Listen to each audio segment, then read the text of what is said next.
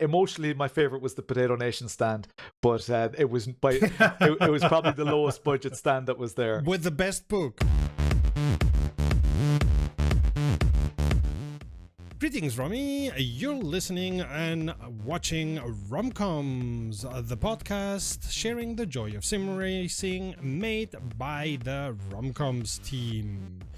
We have a very special guest this month, and it's gonna be Laurence Dusoswa, who, other than being an excellent sim racing YouTuber, has made the best and only book that you will ever need for sim racing. We had a review of it, and go and get it now. Anyway, on this month's episode of Romcoms, we have positivity at the Sim Racing Expo and the Sim Racing, how were they called? SRP pedals. In the same vein, sim racing is 100% confirmed pay to win. We have a first look at NASCAR 25, and it's interesting. And we're going to look at sim racing through the lens of a full-time dad with a full-time job who likes to sim race and turns on a webcam and creates content and has found moderate success. Oh well, don't be so shy. 20,000 subs is a great number. So hey, 20,000 plus, of course. All right, so let's start at the beginning and let's talk about the what I call the Sim Racing Expo positivity. We discussed that on our daily videos that we made, and every day we were noticing people were incredibly agreeable to each other. People were very friendly to each other. The boss of one company was going to the other testing their gear. People were just all over each other's booths. There was no oh my god, here he comes, let's put the kids in the house because he's visiting. Nah, they were all very agreeable to each other, and people, at least that was my experience, were also very positive to each other, including what we also said. There was at least a felt higher amount of women sim racers there, and of people with disabilities being catered to also with hardware. Well, I think for one, if you haven't caught on by now, I think we've maybe jumped the gun. We went to Sim Racing Expo, and we all survived. Just I've been doing videos for 2 weeks about that. So if somebody didn't notice, what are you watching? But yes, no, we went to Sim Racing Expo. I went across the pond. I joined up with Ike, and we went from London to Dortmund, and Sim Racing Expo was for 3 days. It was huge. Turnout was, I think, probably the biggest we've ever had, as Serta was alluding to. And we have a lot of thoughts. We have produced a lot of videos since. Laurence, who has joined us as well, is very... he's been producing a lot of content around it as well, and has just been killing it. So there we go. We're caught up. Sort of continue. I want to make sure that we're all on the same page here, and that we're not jumping the gun a little too much here. And the other thing to note as well is that Cody has literally only been back in the US for what, 24 hours? 1.5 days. Yeah, that. We may have got. Yeah, you may have got as far as 36, so his brain is still very much in the EU. Yes, I haven't been home before the 31st. I got home the 31st. I hadn't been home since the 13th. I left the 13th. 3 days in Miami, international flight, 3 days for Sim Racing Expo, and then vacation in London until literally a day and a half ago. So and you'll notice, ladies and gentlemen, he does not have any stab wounds, so he clearly followed my instructions as well and steered clear of the south of the river. Oh, in London. Oh, sure. not touching that one, but it was a really good time. Yeah, so that has resulted in I did Sim Racing Expo, and then the next like almost 2 weeks, I have not been on the internet hardly at all. And so for a lot of the developments that have come out since then, I am just now hearing about it. The one thing that I have touched on is NASCAR 25. I have learned a little bit about that now, and we'll get to that here in a moment. But guys, I want to know what were your like favorite things that you all saw. Look at me doing this. I'm like, we're at the sleepover. What was your favorite thing at Sim Racing Expo? I want to know y'all's thoughts. Me first, is it? What was your favorite? Yeah. Oh, absolutely. Yeah. So, I love hardware. I've always kind of been into hardware. I've been sim racing for over 25 years. Got my first force feedback. It was a Microsoft Sidewinder force feedback steering wheel in 1998 or 99. And it was, eye-opening because I played with controllers and stuff. And even at the time, the best games, to play with your friends were still on controllers, the Gran Turismos and all that. But the simulators were on PC. So you're speaking about NASCAR. We had a NASCAR sim back then, and it was absolutely incredible. It was so difficult. It was like I was looking for corners, but really what the game wanted you to do was strategy, not damage the car, slipstream. I was like, that just blew my mind. I didn't understand it until after I stopped playing the game because I actually just thought it was a terrible game. And then got back to it a few years later. I was like, oh my God, this is so advanced. So force feedback and stuff has always been a huge thing for me. It's kind of funny that I found myself in a situation now where I'm reviewing hardware and stuff. So that's definitely a big thing. But really the people is, the biggest part for me, meeting the people, people from communities, people who work at the companies, people who own the companies, and being able to just talk to them in a kind of a candid way, without necessarily I'm a content creator, but when I go to the expo, I don't actually create content other than doing a live stream tour, because there are loads of people in my community who can't make it. They might be in the States or whatever, and financially it's just not a feasible thing. So I just do a live tour. That's my one content commitment for the whole weekend.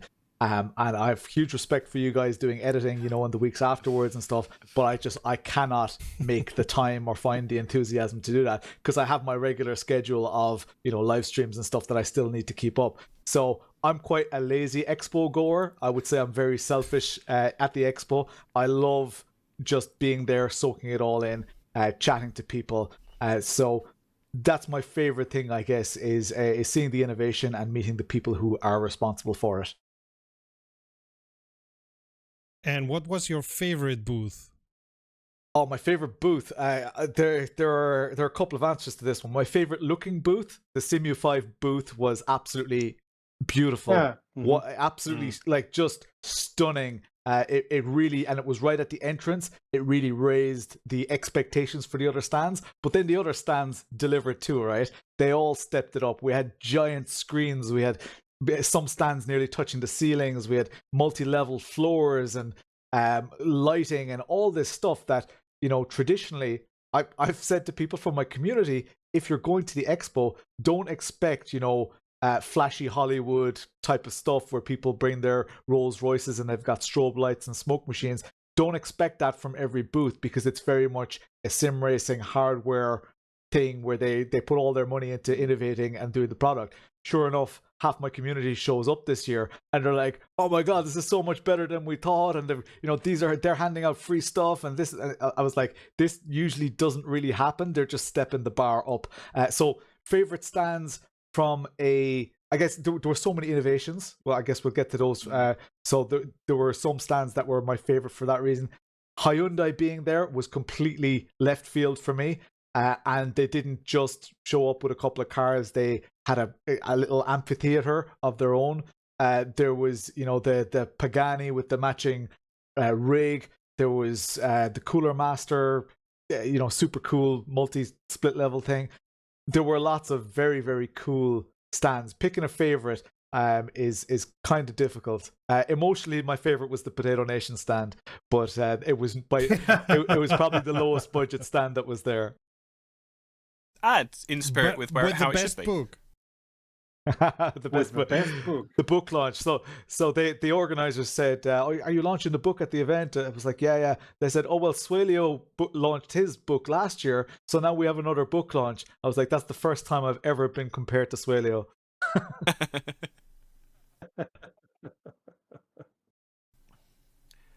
Cody. Go on, Cody. Okay.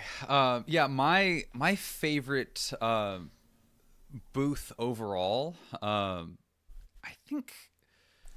Oh gosh. I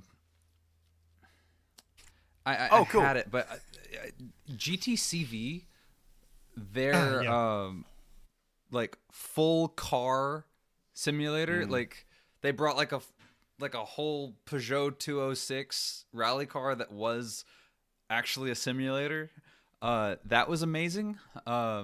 Completely out of left field. We had no idea that they were there, and they were kind of like sharing a space with SRP, Sim Racing Pro, and their pedals. I got to like really try in depth. Sort of, you're going to talk about that more, but that booth like combined was like just full of a bunch of awesome surprises. One was just I'd never really like looked into SRP's pedals with the depth that I should have, and they were amazing.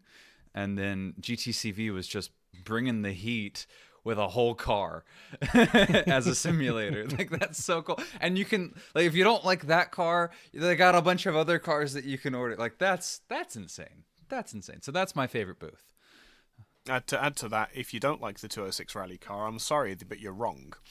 It's the single best rally car in all of history, and that's from someone who owns a Subaru. So that's saying something. I can only echo what Laurence said. Picking a favorite, every single one of them was my favorite this year. There wasn't. No, I can tell you what my least favorite was, and that was Thrustmaster, for a number of reasons. But as far as a favorite, leading to the wheel, the labyrinth leading to the wheel. Well, yeah. You brought it up. Let's talk about that. Let's talk about the Thrustmaster booth.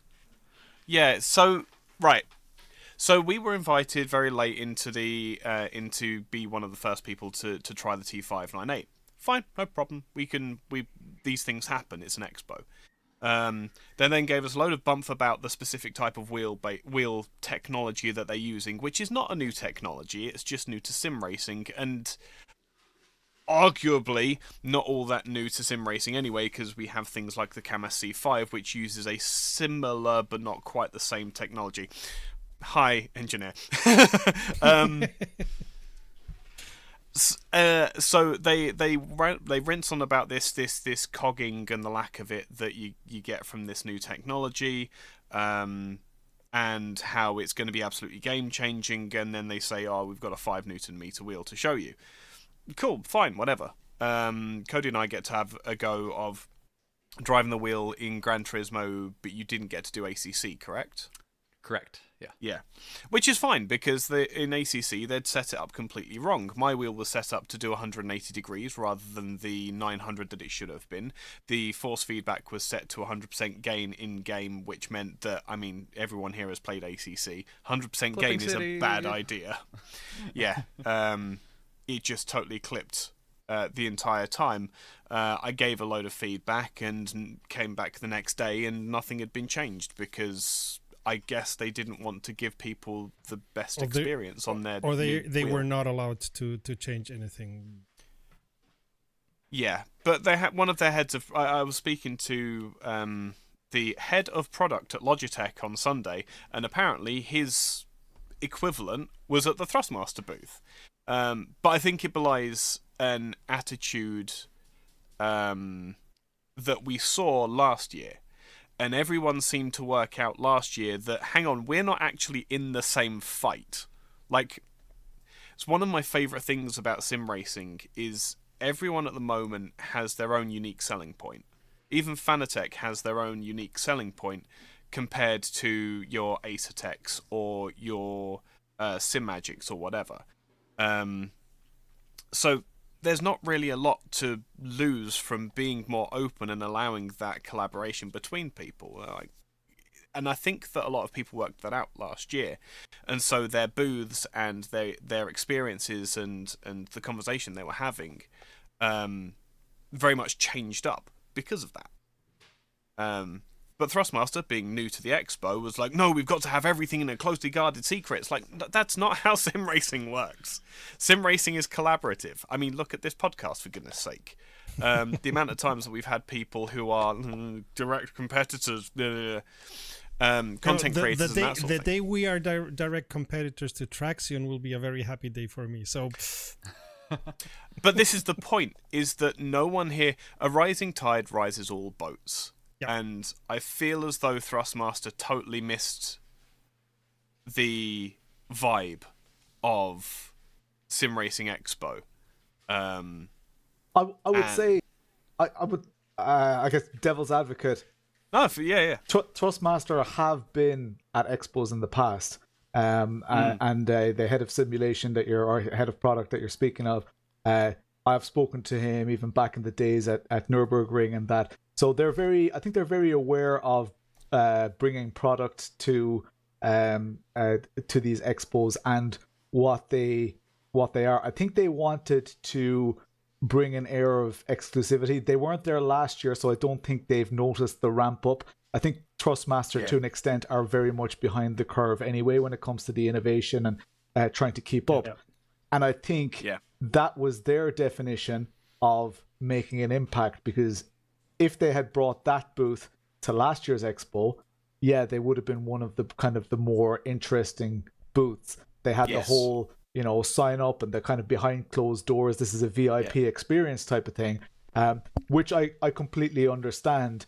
I do completely agree that you at least need to have your hardware set up correctly. And people in my community joke about that there are lots of rigs that they're trying to show off these products, but they don't have good FOV, they don't have good, force feedback settings, or even the pedals are just the way they came out of the box. They're not necessarily...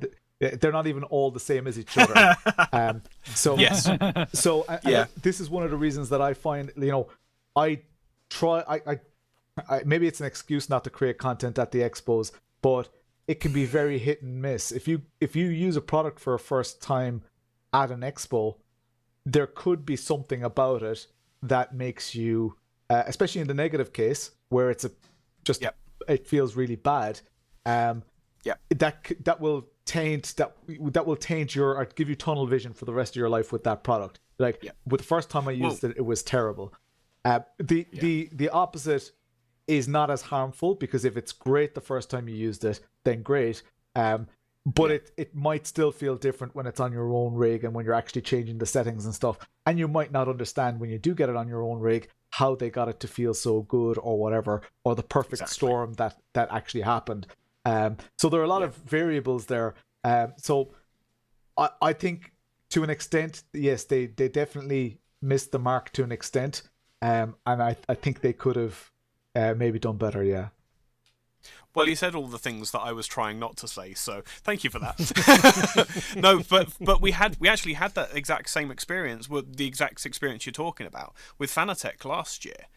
Cody and I tried the CSLDD and the CSLDD with the boost kit on for the first time, and the way they were set up, I don't know what they'd done, but it was awful. It was I completely lost any kind of hype. Hype is the wrong word, but for this all-conquering CSLDD that everyone seems to be so hyped about, only to then have a go on a properly set up one at Imsim this year, and totally different opinion, totally different experience. So it's I do wish that they would listen more. I'll put it that way.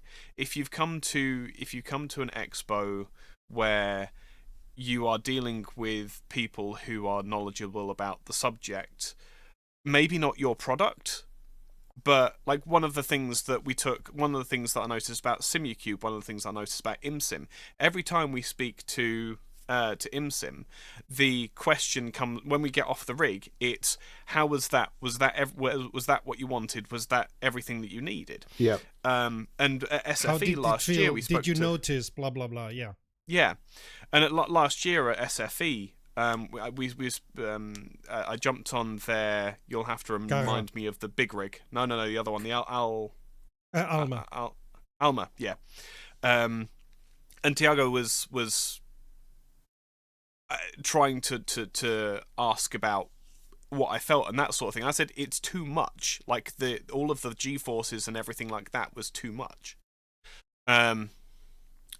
So then, yes, yeah. But what then we came back. Later on in the day, he'd jumped on, fiddled with some of the settings, turned the thing back, dialed it all back in so it was sharper but not as strong, and it was like, yeah, spot on, ace, exactly what was needed. So, and again, it was like this year, oh, hello, kitty. This year it was exactly the same. It was jump on it. How does that feel? Is that thanks, camera? Was that everything that you wanted? Was there anything we could change? Any way we could dial it in? Tiago said that the way it was set up was a little bit too strong for him personally, and that was exactly what I got as well. But obviously, it was a lot closer to. It was a lot closer to what it should be, and that sort of feedback loop that you get from expos is never a bad thing. And I hope that Thrustmaster takes that lesson away. I agree, because companies need to think about why are they at the expo? Why are they putting their product in front of these people? Why are these people important? They're not necessarily there, especially at something like Sim Formula. Last year, or this year, sorry, was the first year that content creators really went to that. So the companies were not going there to get content made about their products because they weren't expecting any content creators. We brought a few, and it's that's getting some traction now, so that's great. But they need to prioritize that feedback loop, exactly like you say, because the people who were there are generally, not even when they're not content creators or whatever, they're people of influence, because when they come back, they might be the only person from their whole community. And when they're racing on a Monday night or a Tuesday night after the expo, how was the expo? What was your favorite thing? Did you try the blah, blah, blah? And all of these things, and exactly like you say with Imsim, when they do engage, when they take the time to value your opinion on it, that sticks in your mind. And it gives you not only, I guess, affirmation that the product that you used is the way that you just felt it was, but also that they care about it being better for you. And I think that's a huge thing when these companies at these expos really, and we see it in a kind of a more, high level with the likes of ACEvo, who are doing a lot of things that are kind of against what their philosophy would have been, but people have asked for it, so they're just doing it. And they publicly, Andre swallows his pride, is like, I would never use this. I don't care if this is made out of aluminium. But here you go, and it's a huge seller, and you guys were right. And I definitely love that aspect, and I think that more need to take that into account. We do have as well, I was going to say, we've got great companies who do like staffing for those booths, who are kind of tying that all together and bringing the things that are important to sim racers in contact with the things that are important to the stands that they're manning. So let's say we have a company like, for example, again, Hyundai, and then we have a company like SimStaff who gave a load of staff for the Hyundai booth. Well, those staff go there with all the values that SimStaff has to offer. And then Hyundai is giving them a briefing saying, this is what we want for our brand. Those employees at that stand are automatically way more empowered and way more clued in into why they're there. They're not just making sure that the simulator doesn't break. Those days are gone. It's like, 10, 15, maybe 20% of stands understand that at the moment. I think next year we're really going to see that being a step up another level. And thanks to the likes of those companies who are putting importance into, because that's their unique selling point, right? That's where they bring value. It's like, not just give me people, give me good people. Yeah. Interestingly enough, Imsim listening to consumers, while their market is more the B2B market. But hey, listen to the people who are sitting there, because at the end of the day, the business that buys your things are gonna have consumers sitting there. So see to it that it works correctly. Yeah, absolutely. Well, the thing is as well is that those businesses are still made up of people. Like they're still people at the end of the day. Businesses are just made up of lots of people. So if you're getting understanding of what the public perception of your company and product is, that will still transfer directly to those business partners. So there's no real loss.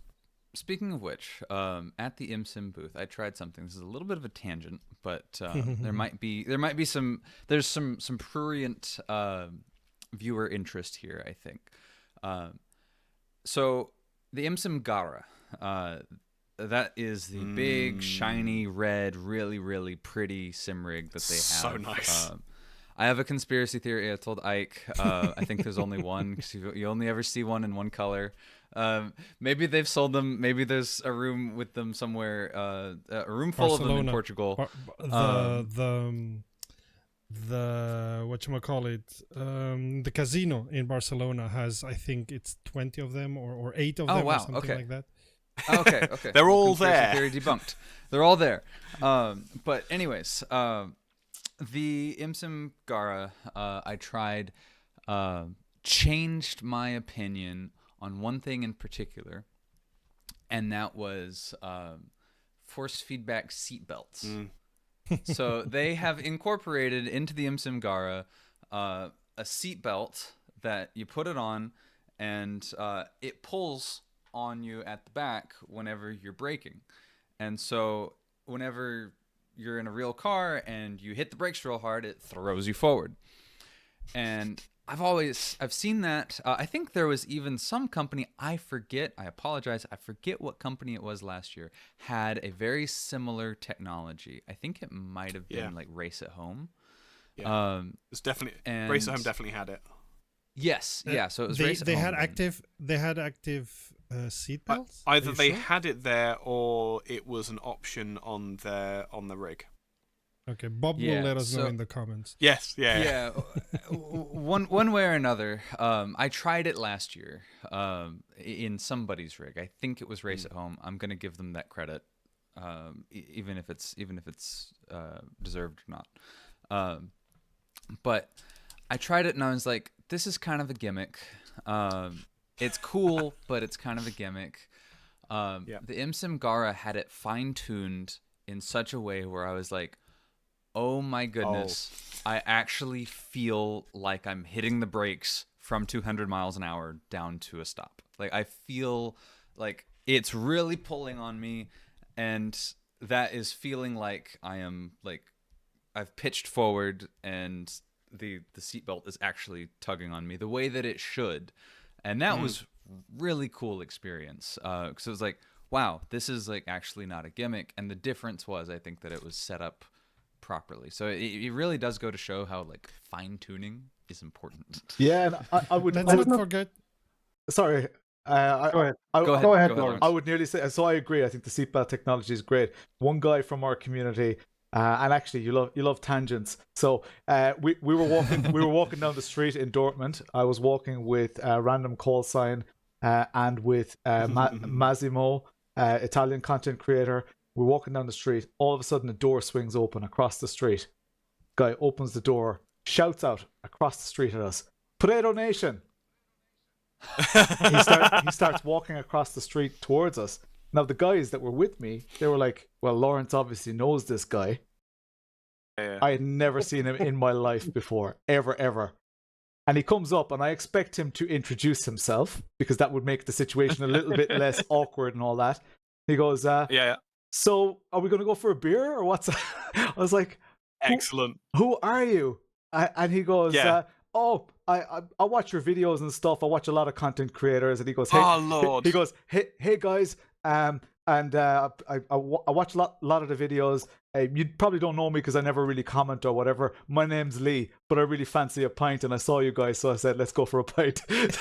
so anyway, welcome to being famous, man. So that was great. So he was hanging out with us, and the day after, on the Saturday, he tried that very rig with the seatbelt thing, and now he's got an incredible rig, absolutely beautiful setup.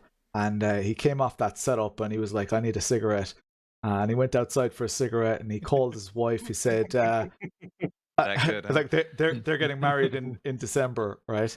And he goes, I tried a product I really, really wanted, but it costs like £1,500. And his wife is super supportive. She was like, well, if you really want £1,500? The £1,500, I think was 15,000. No, for the Garra? No, just for the seatbelt tensioner. Ah, okay. So I really want one, and then his wife said, "Well, if you really want one, and if you think it's if you think you can make it work, just do it." So he finished his cigarette. He came back in. He ordered it there and then at the expo, and he was like super happy after. But that's the kind of stuff that happens. And my second point on that, so I tried it as well. I really like it. I think there was still a little bit, because the motors sit under, like on the ground, basically. That's not normally where you'd hook up a seatbelt. It would be on the roll cage behind, or on mounting points behind. So I think it needs to pull backwards a bit more rather than pulling down on your seat, because I could feel it pulling the seat backwards ever so slightly. So those little things are, but there's a compromise with that in sim racing. Do I really want to mount it to the wall on the other side of the room, and now I can't walk through my room anymore? So maybe some sort of roller system that makes it seem like it comes from there. But it was a great experience. I do think that for that to work in sim racing, maybe we need to I guess have bucket seats that are more like this. So this is a sim racing bucket seat. So here we can see this section is actually lower than where my shoulders are. It doesn't need to be as high as a real bucket seat. It's smaller just for transport and all that. Whereas a real bucket seat protects you in a rollover, and it's slightly higher. You're sitting lower, deeper into it. It wraps around more. So they were using a real bucket seat. Maybe if they'd been using a sim racing seat like this that isn't FIA certified and all that, maybe I would feel more of an accurate feeling at the top of my shoulders and just the top of my chest. Like down lower, it was great. Because as a 40-year-old man, I carry some weight there, so that was great. I could feel it all there, but yeah, up at my shoulders, it could have been slightly better. But that really is, I mean, that's the hardware reviewer coming out, right? Like that sounds like 70% of what I said was just negative, whereas I'm saying this product is 95% good. It's just that the things that people want to know about is the things that I found were lacking. But if you have the money, like that guy at the expo from our community, if you have the money and if you enjoy the experience, there is absolutely no reason not to get it, because it's an incredible experience. I completely agree. Yeah. I think what you're saying about the seat is also because they had the loudspeakers all around you. That was so cool. I mean, let's not forget that the Garra is a exactly. The Garra is a complete experience, like they've done with other rigs. They have tactile. I think they're even butt kickers. They have those simulating every tire. So they have one for every tire. So you feel what the tire is doing. This year, they even had a tactile transducer or some way of giving you tactile information through the pants, because they had it on the seat. Then they had the active seat belt. They had the loudspeakers. So, and it moves. Like if anybody listening here has not heard of the Garra yet, which we've presented a couple of times, I suppose I'll link it somewhere. But in any case, it's a motion rig, so it moves back and forward and sideways, so you do have the whole experience. And now that they've put the seatbelt, the loudspeakers, and the information on your backside, it's even more immersive. So and I've reviewed, butt kickers and that, and one thing that's so important with them is where you mount them. So what they've done, they've put a sheet of metal between the pedals and where you mount the pedals, rather than sticking it to the outside of a rig, where most people do it. To get any feeling from it when it's stuck to the outside of a rig, you need to run it super high. So I said to them, I bet you're running the butt kickers at only like 50% or so. They were like, yeah, 50% is what we have them all at. I was like, but it gives such, because what they've done as well is they've sent only what the butt kickers need to the butt kicker, because they know that the motion will give you a certain amount of all the rest, and the force feedback will give you a certain amount of the rest. So they've given all the high-end components small jobs that don't overlap, because when they do overlap, it can actually be a sensory overload. You can get way too much, and it's that subtlety that you were talking about earlier as well, that subtlety of the small movements, and all of them adding up together. That's what they've done extremely well, but that also came from our earlier point where they're just asking people, what did you like? And when they're really listening to, this is too much, that's too much. You're not going to please everybody, but you can definitely please most people. Yep. And let's not forget they have the Imsim Talento pedals on those, which are, in my opinion, amongst the best load cell pedals out there. I'm actually in the minority in not liking the seat belts. Very specifically because the last time that I checked, when you're racing a car, when you push on the brake, you tend to push against the steering wheel as well. It's very much a case of, and I noticed there was a slight delay between me pushing the brake and it was off-putting, put it that way. But again, that's like you, Laurence. I'm putting on my reviewer's hat rather than just enjoying the experience. And that's my issue with motion in general, because I actually don't like motion. Very controversial. Haptic feedback is fine, because it's relatively instant, but we are at a stage with our simulators where no matter what we do, every single bit of motion is reactive. The game says this, and the whole system tries to get into that state. So there's no predictive ability there yet. We are going to get it in simulators where the simulator knows we're going to hit this curb, we're ramping up to the curb, and there's going to be a bang. So rather than when the bang happens, the motion system starts moving, it knows that it's, start ramping up. It can be a very subtle movement that you wouldn't even feel, but we need the whole system to be slightly higher. So let's just get it high because we're about to fall down. We're about to go down the corkscrew. So let's let's prepare for that and get set up for that. Yeah, put ourselves in the best position. Right now, simulators can't do that, and there's huge scope for artificial intelligence there, learning people's driving styles. And if 80% of the stuff that you're about to feel in your motion rig is predictable, then all of a sudden you're only reacting to 20%. Which, if you think about it, our butt kickers and all that stuff, they are reactive things. They're not proactive. We don't need to feel something before it happens. Whereas with motion, you really do. You need to feel it in that moment. Otherwise, exactly like you say, it can be very, very distracting. Disorientating. Yeah. You can jerry-rig this effect by having just a ton of lag everywhere else. Yeah. Oh no, totally doesn't help. Yeah. Well, yes, we all play. We always recommend VSync on when it comes to. With most motion rigs, the best test is when you're going down a straight, just pull the steering wheel left and right like this, and after a while, you're putting motion in that you're not doing. Your hands are actually moving the steering wheel. It's like, that's not what happens in real life. In real life, you pull the steering wheel, you feel a jerk, and the steering wheel kind of stays straight. That's what happens. It yaws back to itself, Yeah, and that's what the Imsim does quite well, because that's one of the tests that I put it through. So I am officially on record. I have two favorite motion sims. One is definitely the Imsim Garra.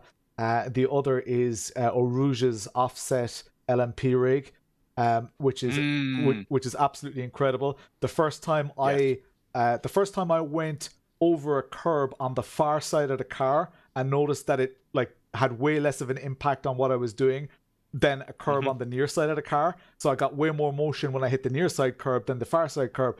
That was like why has nobody thought of this? This is incredible. No, that's great for that scenario and that experience. But when I'm driving physics, when I'm driving a Formula car or a road car, that may no longer apply. So it's a very specific setup, and it doesn't cater for absolutely everything. But in that moment, if we're truly putting our simulator hat on, and we are, and most people with lots of money, I don't know if you've ever installed sim rigs for people or been at people's houses who have high-end sim rigs, they will say, oh yeah, I mostly race offline in this car at this track. Yep. And they do that for 15-20 minutes a month, and that's all they want to do. So when they have that money to spend, often the amount of stuff that they do, they don't care about iRacing licenses and all that kind of stuff. They just want to get in, have a good time, and drive. And often that is in the car that they might own in real life or aspire to own, or they want an F1 simulator. So it doesn't matter. They don't care about MX-5s. What's the point? So the companies that make these simulators, when they ask for this kind of feedback from their clients, really what they're doing is catering the sim more towards their ideal experience. Because you can still, even in a Formula style rig, you can still have a good experience in an MX-5. There's some compromise, but if what you want is that Formula 1 experience, that's what you're going to get when you pay that money. Did you try the race at home last year? No. You should have. Then you could give us an impression. I don't think so. So I generally don't try a lot of rigs. Again, with the Imsim, they were like, oh, you have to try our rig. You have to try our rig. Yep. I tend to, as I say, at expos, I tend not to try a lot of hardware. I love learning about it. I love, listening to people's reactions about it. But I want to own my first impressions, because that's what my content is all about. And when I do idiotic things, when I don't know what a button does or whatever, I'm just doing exactly what a real user would do. I'm not reading the manual. I've only read the product page, and I've got some money. I want this product because it looks amazing and people think it's great. But then all of a sudden, how do you install the quick release on this thing? It's not intuitive. They're the things that people want to know, and they're the things that I need to highlight in my content. And I'm not going to get that personally, just for me. I'm not going to get that at an expo. No, because you're going to be very much handheld to get the full experience and the right experience as well. Yeah, that's fair. Hopefully, if they're doing their job right, they're showing off the product. Yes. Yeah, or their Thrustmaster. Yeah. So Laurence, I could not get... Yeah, go ahead. No, go on. Laurence, I could not get your opinion on which was the best booth. So, next question: what was the biggest surprise for you at the Sim Racing Expo this year? The overall level. The joke that I had was that it leveled up. Like literally, there was an extra level, as in height-wise, everything went up. That was probably the biggest surprise from a product's point of view. This is a good time to tell that little story I said earlier, that I have a story about it. So the Sim Racing Expo social media team did an excellent job, I think, before the expo. They had 3-4 big updates every single day, and in about I think it was 7 or 8 days before the first day of the expo, they said there were going to be 8 product launches at the expo. Unprecedented, absolutely amazing, blah blah blah. And I commented on their tweet. I said, "Are you sure there are only 8?" I said, I think it could be upwards of 15. Straight away they messaged me. Who's releasing this? Who's releasing what? I said, look, I'm under a lot of non-disclosure, so I can't tell you who has what and who might be releasing stuff. But I said, really, go and ask your exhibitors if they are releasing stuff. The next day, there will be 24 new product announcements at the end. That's hilarious. Oh my God, so that was hilarious. I had a little bit of a part to play in that journey. Lovely. Let's not forget one of the biggest, or at least most anticipated releases, which was not the Thrustmaster, but Assetto Corsa Evo. Yeah. I've been saying for years, the biggest thing that we're missing at the expo was software. I would love an iRacing booth. I would love a Kunos booth. I would love all of these different booths. They don't have to... iRacing iRacing was there in 2018, if I remember correctly, as were Kunos, who were at Fanatic, as were Studio 397 with R Factor 2 in a very tiny booth. Yeah. But since then, nothing.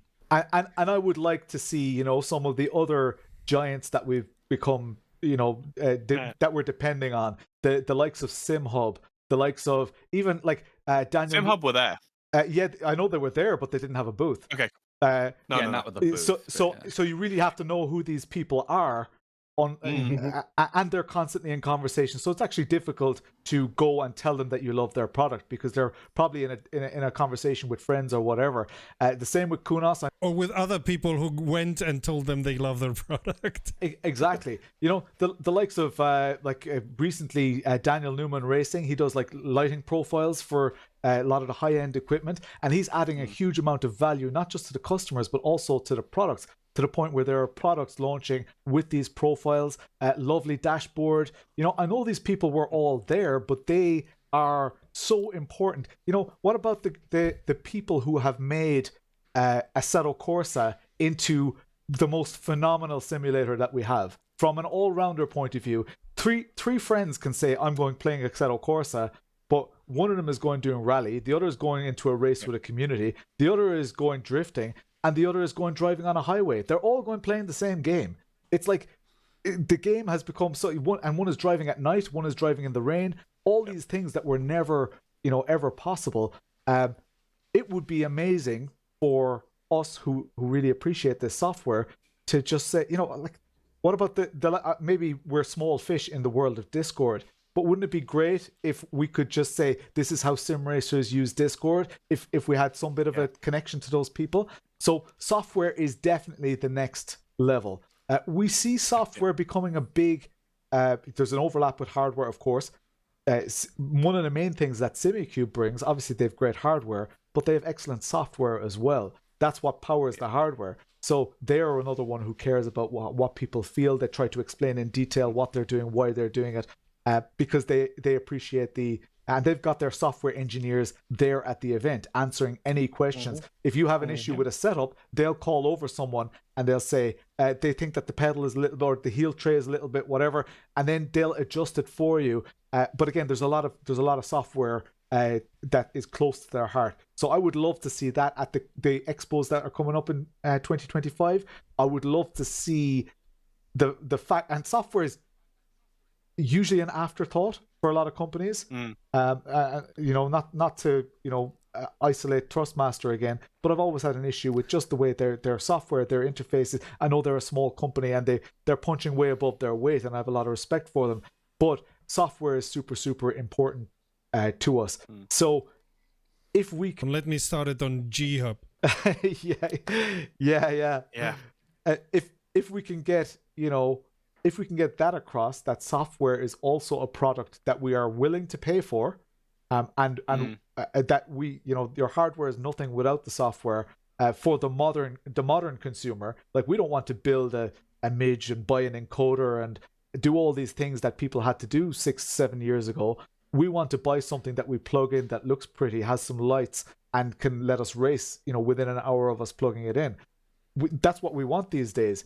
The only thing that enables that is clever software on top of the clever hardware.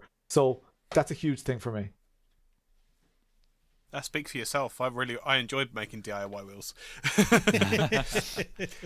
So one of the things Cody, talking about software. One of the things that was really interesting to me with ACEvo, so they had the official ACEvo booth, and they were inviting content creators, hey, come in, do your piece on it, and then they give them the footage. But there was also a ton more exhibitors who had ACEvo on a rig or two, or in Hyundai's case, 5, that just showed up with it. Simucube. Yeah, our seat, Simicube, all these guys, they had ACEvo, so you could test it. And at the second day, even Imsim.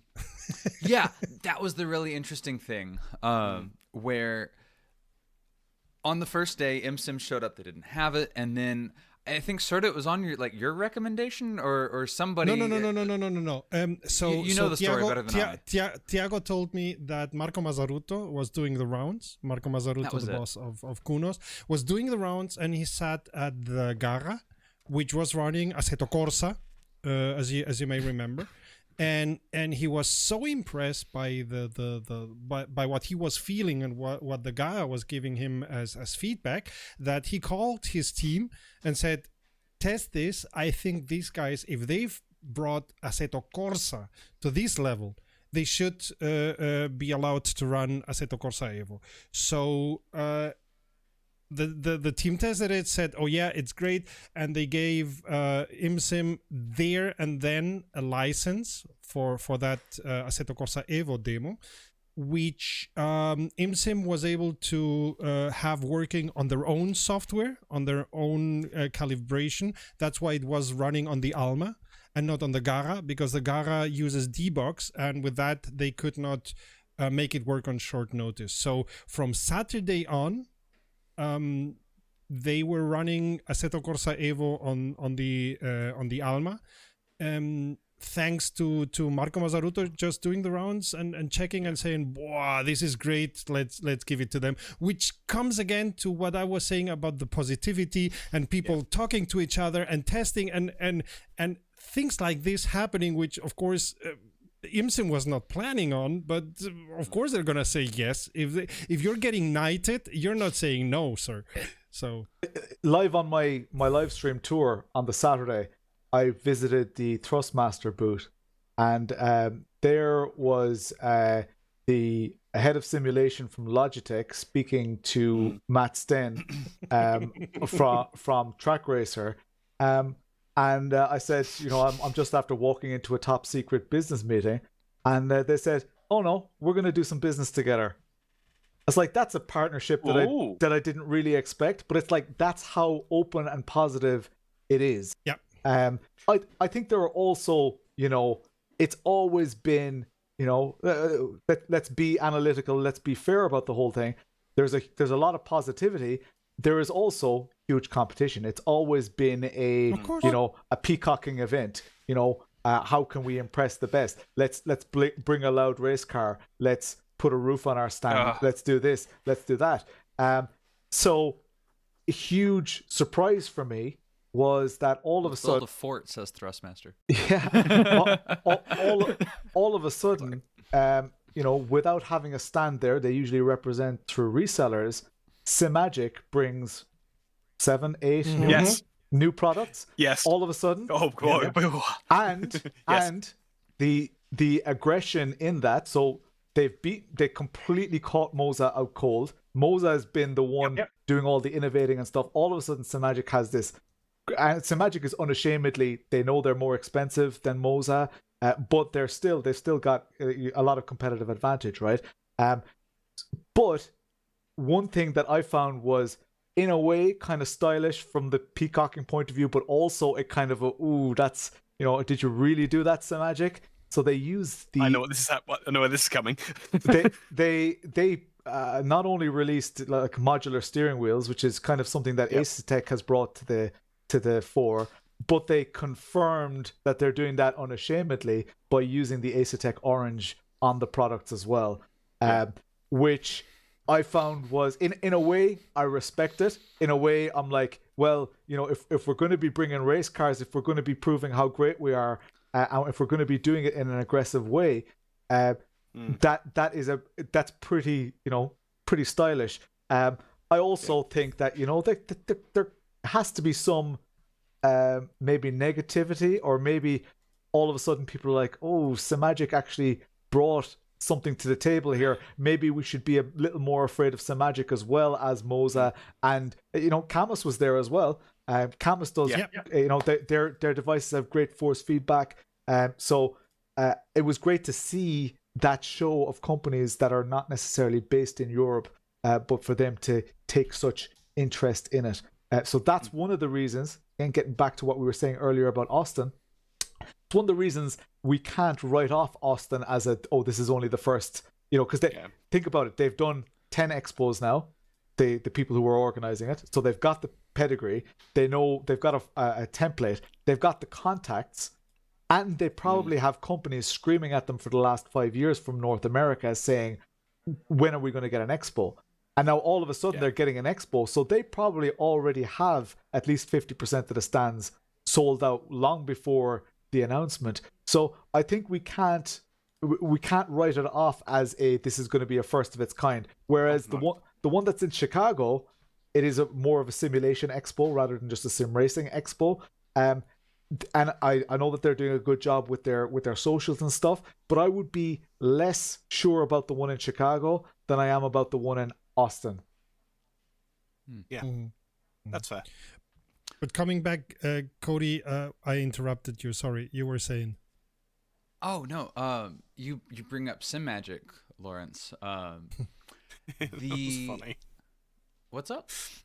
That was funny. I went over to them on the Saturday, in between one of our breaks, and I said, "Is there a reason you're copying ACEvo?" And they were like, "Well, if they're already doing the best, we can't really do any better." I was like, "Yeah, but what you were doing before, where you had the button boxes and the wheels that go over it, is much better and much more like ubiquitous. It's way easier to."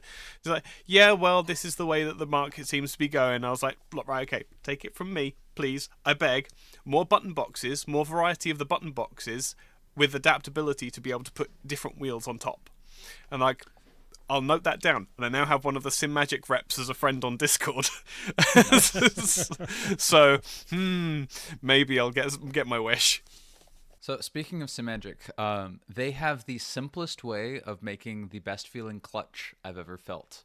Talking about SRP pedals, they have the best. There's the active pedal. Brakes. That's a whole different scenario. But yeah. SRP pedals has the best brake and I'll even say a pretty darn good gas pedal. Throttle. But Simagic's clutch is so perfect and it is so simple. So it is. So the mechanism, you push it down and it has just a, it pushes down this rod that goes to a spring, and the spring is just a regular old spring. It's not load cell or anything like that, but it doesn't need to be because there is a little like divot that sticks out, and that divot goes into a groove, and that groove is like kind of an L shaped, kind of like a 45-degree L shape, and as you push down that spring, that groove goes through and it gets tighter, and then it passes through the angle of the L, and then it gets a lot easier. And so whenever you're pushing the clutch pedal, it goes down, it gets progressively harder. That's your clutch bite point, and then you get past the bite point and it gets easier, just like a real clutch. And it's so simple, and it's just all mechanical. There's no load cell trickery or anything like that. It's just that, but it made the best, most realistic feeling clutch pedal I've ever felt by far. I haven't seen that from anyone else, where it's just that little like L-shaped divot. You did. Did I? At 3D Wrap. At 3D Wrap. Oh yes, yeah. 3D Wrap had it as well. That was the other thing. But Simagic felt way better. Yeah. No, the 3D Wrap was a Logitech mod. Whereas the Simagic is a dedicated pedal, a standalone proper thing. Exactly. And it's funny. It's funny that you say that about the clutch as well, because I guess where most companies are focusing very much on the racing experience, Simagic is heavily involved with drifting. They're Formula Drift sponsors and that, and a hugely, even if you have the most advanced sequential or dog box or whatever. Even if it's an incredible gearbox that you have in it, you still need a clutch in drifting. So they're getting feedback from real drifters, and real drifters are saying, "Well, this is what I want. This is how I use my clutch." They don't necessarily, in simulation, in the sims that we have right now, the bite point doesn't really matter. As in, if a clutch was, if it was it is a binary thing, right? It's either on or off. So that's just where we are. But I think that they're playing that to their strength. So they're saying, well, you don't need to adjust the bite point. So that already makes the pedals a lot simpler. But they're also, there's not a single Simagic pedal set that doesn't first and foremost present as a 3-pedal set. It's just it's the market that they're in, so they're appealing to the people who are getting their forever setup for the first time, whether that's at low level, medium level, or whatever. They're really trying to appeal to people who like to do everything. And I think that's quite clever, and it is an angle that now there are others doing it as well, but usually you buy the 2-pedal set and an add-on. With Simagic, I think nowadays they are actually doing the clutch as a separate thing, but when you buy it on the site, you're buying a 3-pedal setup. Yeah. And the Asian market, as we know, is big on drifting and toges and similar. Yeah. Simagic's still the place that I would go to buy a full kit. And with what they're doing, how much did you talk to Simagic over the weekend? Have you heard about the R12 Evo and all of the stuff they're doing? Yeah. So I'm under a lot of NDA with them. So fine, I'm not. I'll talk about it then. That's fine. That's fine. I'm not under any NDAs. So the stuff they showed on the shop floor was absolutely fantastic. They've got a lovely little DDU unit that you can take out of one of these new modular wheels, which let's talk about Acertech's patents on another day. But you can take the screen out of it and put it directly onto the base, which has a load of magnetic contacts. Really, really strong magnetic hold it has as well, which thanks camera, which really shocked me the first time. I was trying to pull it off, and I was like, pull off, pull up, pull. It's so strong I thought I was breaking it, but it's just that strong. It's really, really good. And then they've got a new hub with a USB pass-through coming, which is all of my prayers answered. Absolutely fantastic. They're still going to continue doing the button boxes. We spoke to Acelith, whatever. Whatever. Let's call them Acelith. Spoke to Acelith and made that connection between those two manufacturers as well. So hopefully there'll be some work going that way as well. But yeah, USB hub, the wheels, and the magnetic display. I absolutely love the magnetic display. I think that's a brilliant from a sustainability perspective. There's no batteries. There's no waste, and the same unit that you use for when you're drifting or whatever, you can take that out, put it straight onto the base, and when you put your GT rim on, you still got a nice DDU there. I have no notes about that. It's just all wins. Yeah, I joined the so I'm a very Simagic positive. I've had a lot of criticisms of them, but I'd be very positive about the brand. When my channel started in 2019, I was one of the first people to buy the Simagic M10 wheelbase, and my intention was to actually, to review it and stuff. And I had at the time as well, I was already doing user experience testing with Logitech for the Logitech Pro steering wheel as well. So I was like, I'm going to end up with a couple of wheelbases here, and I was already doing little bits of content. I was like, okay, this is going the right direction. But I never expected Simagic to be big, really. It was kind of like, this is my shot. I could afford direct drive. It wasn't the money wasn't a problem, but I wanted to make sure that I was buying the right thing. So I was already in my head trying to, review this. Do I recommend this to myself? And I put a video out there, and it gained loads of traction. Lots of people bought them. But I was the first reviewer that got any bit of traction with it. In first European, probably first English speaking channel that got any bit of traction with Simagic products. And then the reality hit me, is like, oh my god, Barry Rowland is going to review this, and Will Ford is going to review this, and what if they disagree with? What if they don't like it? What if they disagree? What if they have a different experience? It's going to just completely undermine my credibility. But I said, look, at the end of the day, I felt what I felt. I have my opinions, and people had already bought them in that time, and they were like, "Oh, this is really good. I agree completely with everything that you've said." So that was already a little bit great. But these people that I mentioned are heroes of mine. Like what if they think I'm an idiot because I missed something or whatever? And eagerly awaited their reviews, and their reviews came out, and they agreed with the stuff that I was saying, and they had their own great observations as well. But they didn't discredit any of the stuff that I had said. So I was super happy about that. I was like, okay, at least trusting my own opinion is a good thing here. And then Simagic started kind of this snowball of where we are today, because I was one of the first to have an alpha, and that was before I was using it on stream, and I had stuff over it because I wasn't allowed to show it. That lasted for, I think I had it for about 9 months before they announced that they were going to actually sell it. So it was a huge amount of time. So I have a bit of a journey with Simagic, to the point where people were kind of like, "Oh yeah, well he's only a small channel and he's only ever reviewed Simagic stuff." So I bought SimiCube stuff, and I reviewed SimiCube, the SC2 Sport and the SC2 Pro. I even released a profile for the SC2 Pro to try and.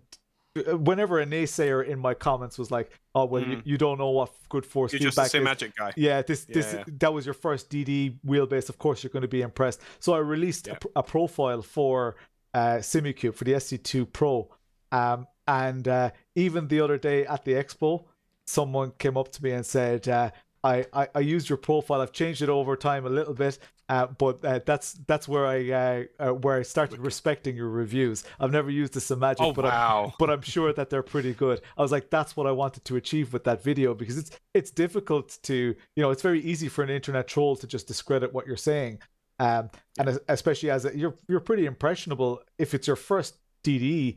If any reviewer that reviews DD for the first time is not going to say, I prefer my club sport wheel. They're not going to say that, because it's not possible. It's like driving a sports car when all you've done has been in the bus, all your life. Yeah. It's like all of a sudden you've got this little, so it's difficult to gain your credibility, but it's great that things like that still live on, and that Simagic momentum is still going as well. Well, it's difficult as well with what you were saying about reviewing your first DD base, and of course you're going to love your first base and that sort of thing. The amount of times that people forget that you have to take money into the situation. Like, I could. The SC2 is obviously way better than the Simagic or a Camus or anything like that. But do you have 1,500 quid to throw at a wheelbase without a wheel? Because I don't. And that's where a lot of this.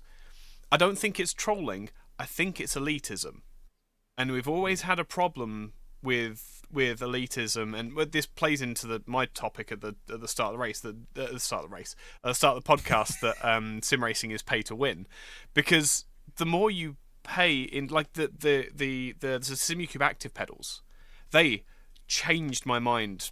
This expo, last expo we went SFE. It was SFE, and I had to go on the active pedals there, and they were, okay, whatever.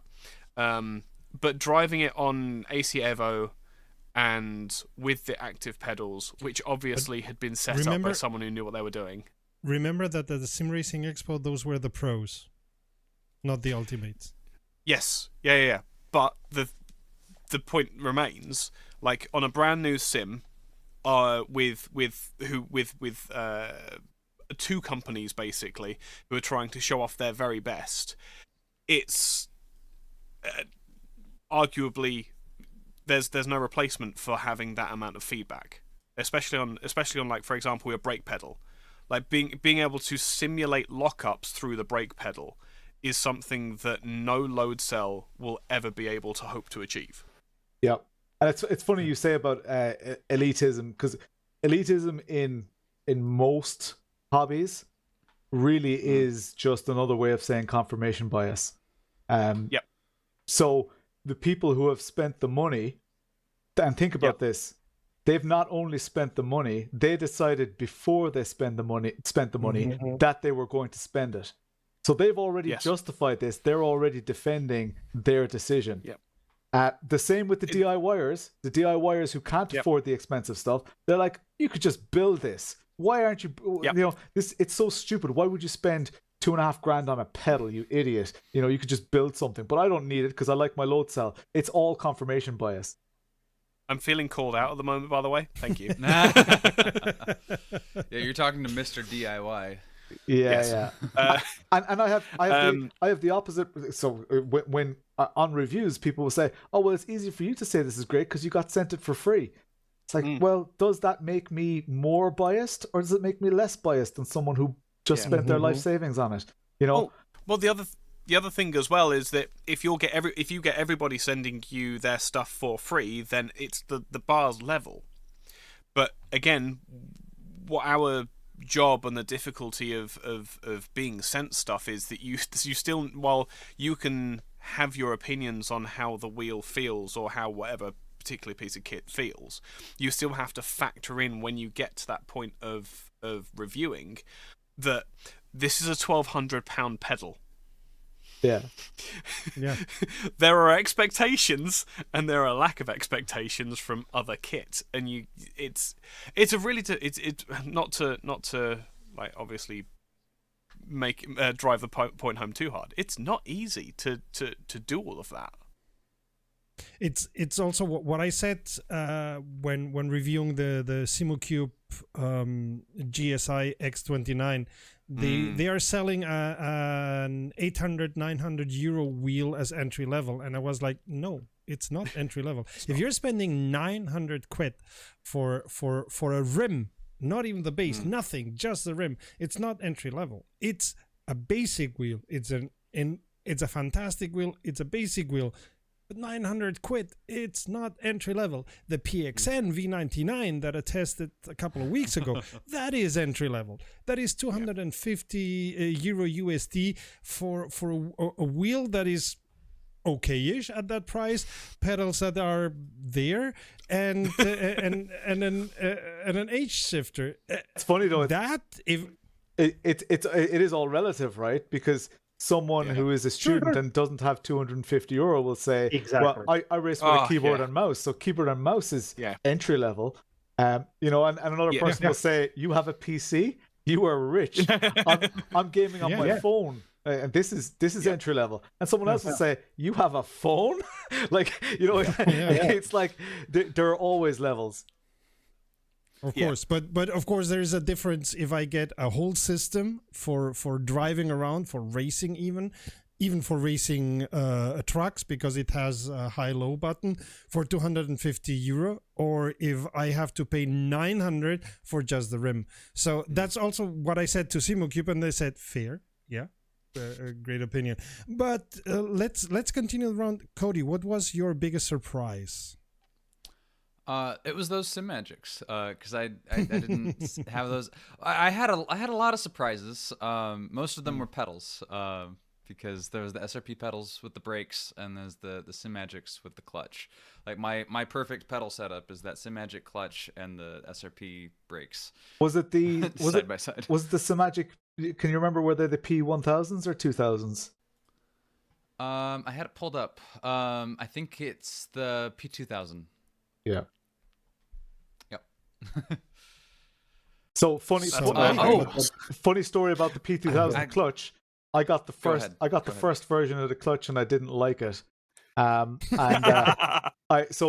I tend to do, rather than releasing a video and then they go and correct it and then I have to release another video, I try to just work with the companies and stuff. So they refined the clutch and they sent me. Now they didn't change the overall design, but they changed the springs and stuff. So they sent me the new spring kit and all that. I was like, this is much better. I feel partly responsible for your joy with the pedal there, so I'm quite happy about that. Well, thank you. Because whatever they changed worked. It was really good. Another one, MME Simsport. They are a company that you might not have heard of, because not you, Laurence, I'm sure you've heard of them. Everyone in this room has heard of them, but viewer, you might not have heard of them. Viewer should have heard of them because we published the presentation of them and their products on Friday. Wrong way. Yes, yeah. If you watch all of the large amounts of content that we've put out, then you are set up. If you have not, MME is mostly a motorsport hardware manufacturer for the actual cars and stuff. And as kind of as a side project, they've been doing sim racing hardware, and their H pattern shifter is hands down, bar none, the shifter that feels closest to a proper manual, like far and away. And it even has a reverse with a reverse gear lockout mechanism that you have to pull. I never missed a shift. Everything was as it should have been, and it's adjustable too. You can adjust it from a six speed to a 4-speed. Which is awesome for a guy who does a lot of classic car racing in Assetto Corsa that only has 4 speeds. And I'm like, how many gears does this have? Oh, it only has 4. Good, because I'm gonna get to the top of 4. I'm gonna want a higher gear. It doesn't exist, right? So having a lockout like that is not really something that the competition offers. MME SimSport has it. It's really good. You can also turn that H pattern shifter into a sequential as well. So you can go from 6 to 4 to just a sequential. And it doesn't just feel like you're hit up, hit down, kind of like there's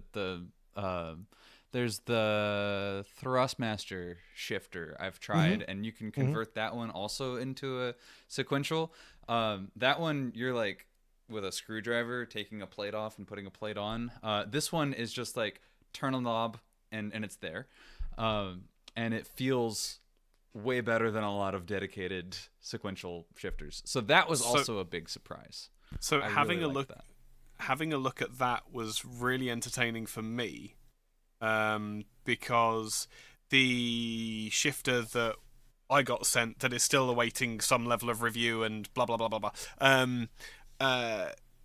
It works on a very similar principle. It's just that the technology is a little bit more advanced. So the shifter that I was sent runs off push to make switches. The MME shifter runs off Hall effect, which is a much more reliable, a much more elegant solution. But to turn it into a sequential on the one I've got, you kind of push a little tab down on the shifter, and it limits the movement so they can't lock in. The MME one, those little dials that you turn, you lock in. It does the same thing. It just stops the shifter from going the full throw, but it's just a more elegant way of doing it, which is great. It's honestly, it's so cool to see that it's all. I've not reviewed that one. I've not reviewed that one yet, but it does. It feels really good. Just a little. I had to play with it last year. And spoke to some of the guys from the community. They came over to the expo, 2 of them, largely in their head that they wanted confirmation that this is a good shifter to buy. So they ordered, I think the day after they got back, they both had their shifters. They got them within 3 or 4 days. So super, and that's all the way to Ireland. Well, one is in the north of Ireland, one is in the Republic of Ireland. But yeah, they're super happy. But we've got some good shifter options, like I like the BDH shifter as well. But again, when we're talking about pricing, that is just phenomenally BDH, expensive. But also the Pro Sim shifter is even more expensive, and I had that a few years back. That was not as successful as the BDH. But one that I particularly love, I don't know if you've gotten a chance to play with it, because there aren't many out there, is the Lebois SRT shifter. It is a 3D printed, largely 3D printed shifter. I have one here, but I have to show you just how impressive. And just to so where is it? So this is 3D printing. Show me. So this is my. Whoa. So that's it. Oh, whoa. And then as you go, let me see if I can do this. Shift here. No way. And it's audio listeners, this thing's whole mechanism is all very mechanical. And it is God. Laurence, is it correct to say that that's about as long as your arm? It's as long as it's forearm. As long as my forearm. But it's got a couple of party pieces, as well as, you can't really tell at a glance that is 3D printed, right? But it's got it's got a button box on there, so you've got like now I can tell it's 3D printed.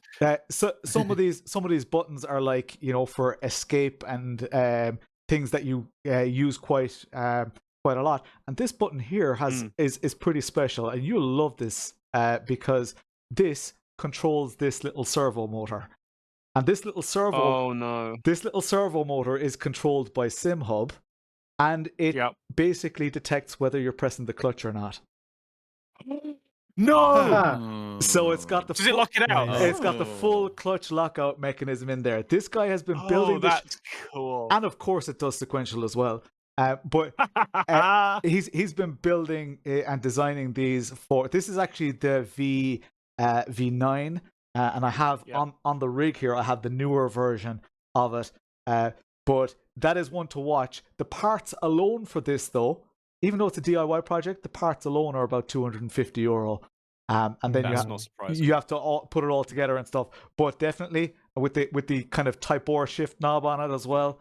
Yep. Definitely, I sorry for showing an actual product on stream, but seeing as what we were talking about, and gorgeous, and the level, €250 and a bit of time is a lot more accessible for what is effectively a top end experience.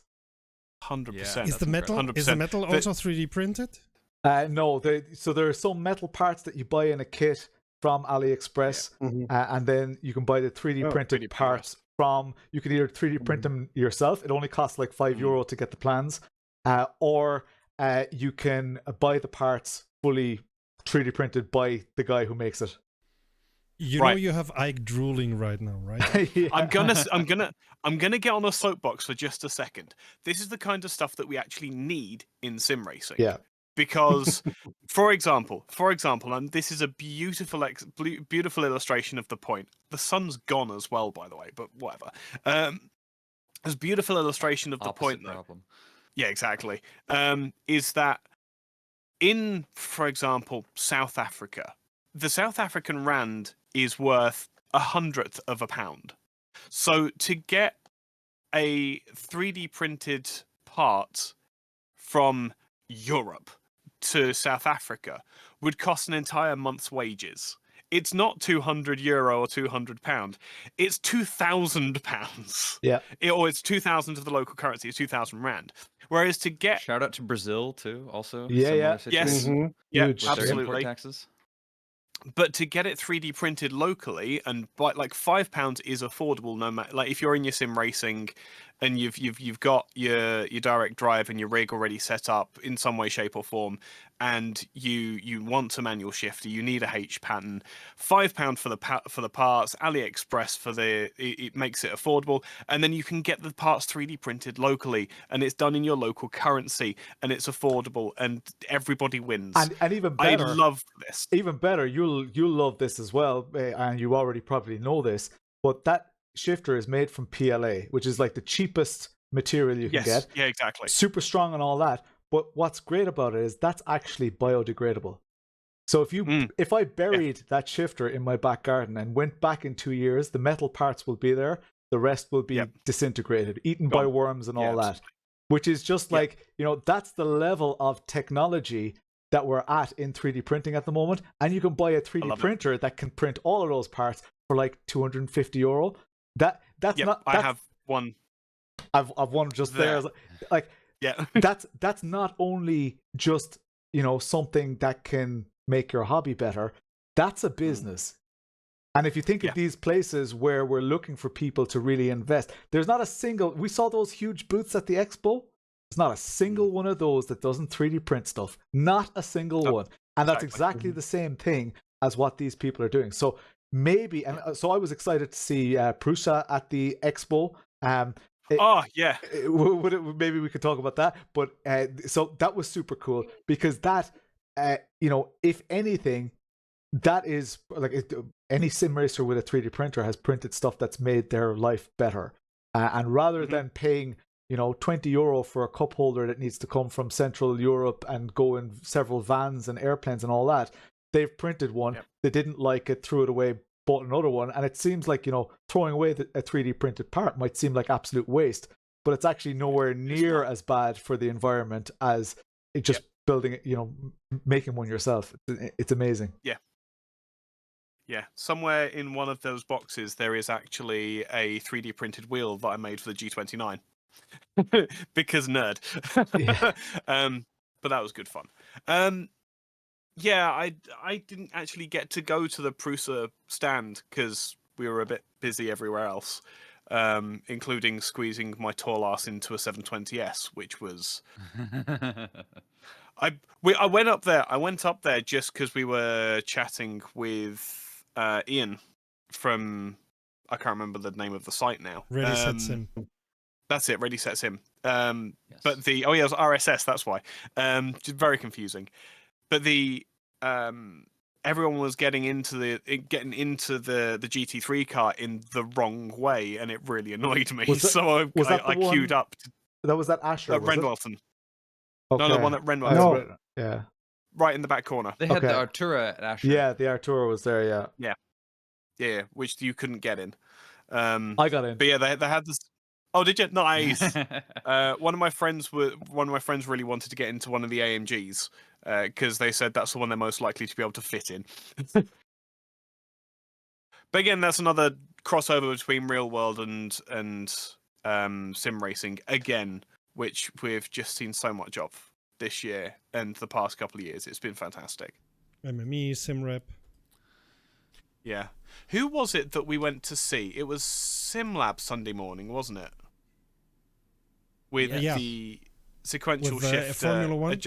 No. Yes, yeah. No, that wasn't the thing that got me. It was their load cell handbrake, which I thought was fantastic and well worth the time. Just a small aside and a small point. I really enjoyed it and thought it was really good.